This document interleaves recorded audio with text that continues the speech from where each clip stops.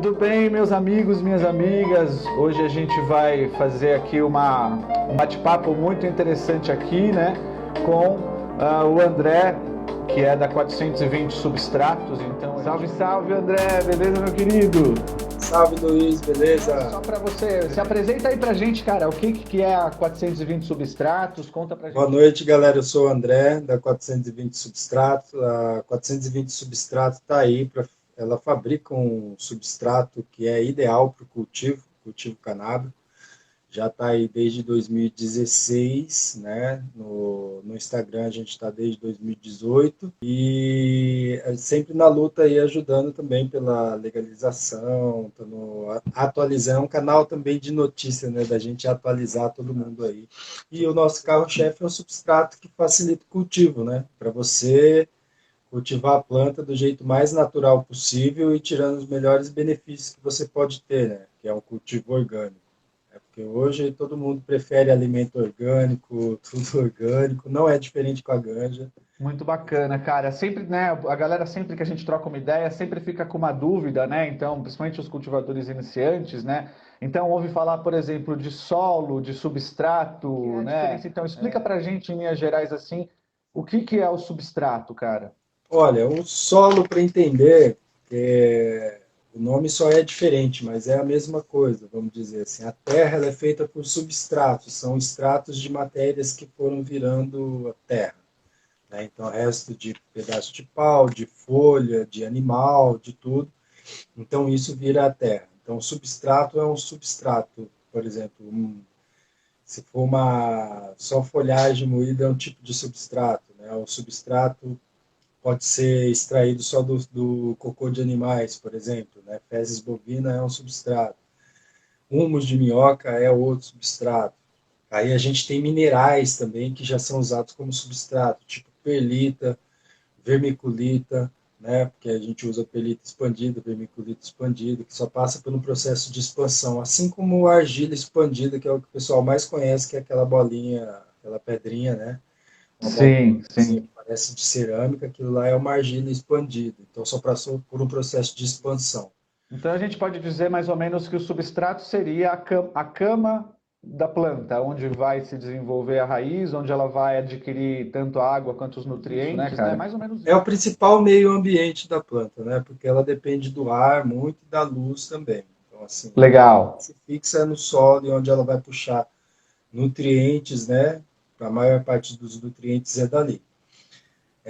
Falando de ganja, ela é uma das plantas que precisam de um grande ciclo de sol, né? Então, tem plantas que precisam de pouco sol. Você vai pegar uma horta, por exemplo. Uma horta, em geral, o que se tem na horta, 6 horas de sol para ela é suficiente, né? Às vezes nem luz direta já é suficiente para o tipo de Sim, planta. Você vê que a planta, quando cresce, ela puxa o solo mesmo, que o solo diminui no vaso, você vê que é consumido mesmo matéria pra caramba, né? E isso vai acontece com baixando. plantas que dão produção, né? Em geral, planta que dá fruto, planta que dá flor. Cortar, a gente pode dividir então em dois tipos, né? Os orgânicos e os inertes, né? Que daí os orgânicos vai ter algum tipo de nutrição e os inertes o cultivador vai ter que alimentar mais constantemente. Você quer dar uma diferenciada para a gente isso, né? E pode haver uma mistura de alguns componentes que dão essa aeração do inerte, né? Mas que tem algum composto nutritivo. Conta para a gente um pouco assim dessa diferença de quem prefere fazer o cultivo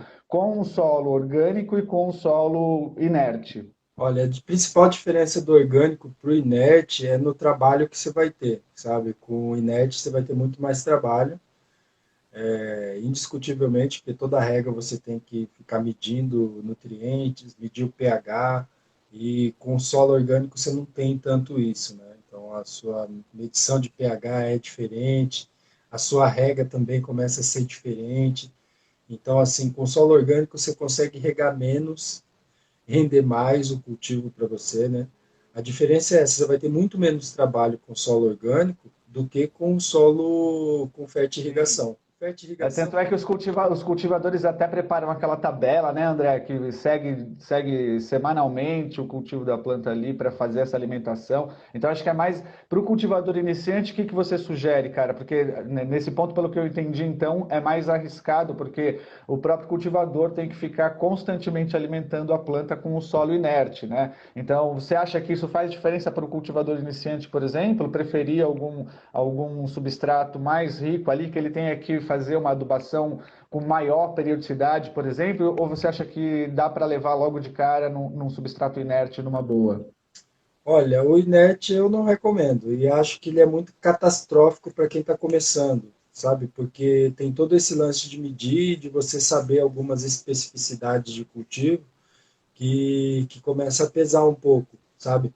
Então, Sim. também de acerto, né? A chance de você matar a planta por errar um pouquinho na dose, e ninguém erra na dose porque ele está errando, eu estou fazendo coisa errada. Não, o pessoal geralmente erra na dose porque está achando que assim vai produzir mais, está achando que a planta vai crescer mais se der mais nutriente. Esse é um grande erro do iniciante, né, André? Achar que quanto mais a gente alimentar a planta ali, o substrato, mais ela vai crescer mais rapidamente, né? E tem esse problema, né? Você quer falar um pouco desse problema do excesso até, né? A gente sempre acha que não tem problema colocar em maior quantidade, mas o excesso pode ser tão prejudicial quanto a falta, né? Nesse sentido.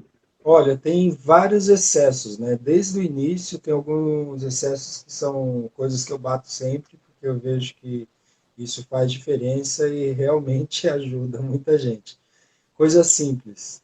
O primeiro excesso é o excesso de rega. Então as pessoas acham que você vai dar mais água para a planta vai crescer. Não é isso, não vai crescer.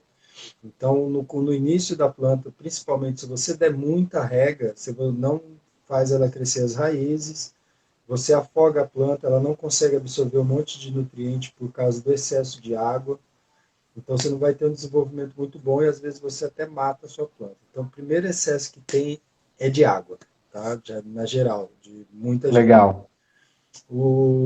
Agora, quanto ao excesso de nutriente, achar que vai dar mais adubo e a planta crescer, pode tirar o cavalo da chuva, não vai. Então, assim, a planta Uhum. cresce porque ela tem que pegar os nutrientes que são no solo, e não são muitos, não precisa ter uma terra super carregada para esse cultivo, tá? Mas precisa ter nutriente correto para a época certa, né? E isso faz diferença, assim, que tipo de nutriente que tem e quantidade de nutrientes. Porque muito nutriente mata a planta. Muita gente já matou dando aquele adubo que você compra para casa, que é aquele 10-10-10, você vai lá e mata a planta. Então, Famoso NPK, né? A gente até pode falar disso mesmo, aquele granulado, né? Qual que é a diferença? Conta pra gente então essa diferença, já que você trouxe esse assunto do granulado ali, né? Desse mineral pro orgânico. O que que é? Ele é químico, né? Explica pra gente um pouco como que é esse processo e por que evitar ou não, ou se não faz diferença ele. Conta pra gente.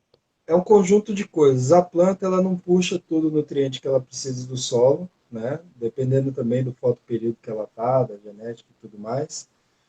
E o NPK ele muda, né? No caso, o N é de nitrogênio, né? O P é de fósforo e o K é de potássio. Então, essas São três os macronutrientes, né? Que eles chamam, que vocês chamam, né? nutrientes, essa medida de macronutrientes, ela muda da vega para a flora, tá? Então, na vega a gente tem um percentual a mais de nitrogênio disponível no solo, que é interessante se tiver um nitrogênio bem disponível, né, em grande quantidade durante a vega. E na flora isso inverte, quase não precisa de nitrogênio, mas fósforo e potássio você precisa em maior quantidade no solo. O nitrogênio é responsável pelo crescimento, né, da folhagem, E talos, e daí é por isso nitrogênio muito que pro verde, vamos dizer o assim, verde, né, o verde, aham. verde, fase de crescimento. Então ali o nitrogênio não pode faltar, que é no início. Aí. O pessoal tá apertando like, aí aperta mesmo sem dó, que é legal. É isso aí, muito legal, galera. Mais uma vez, se quiser fazer pergunta aí pro André, fica à vontade, manda aqui que a gente vai falando para ele aqui, galera.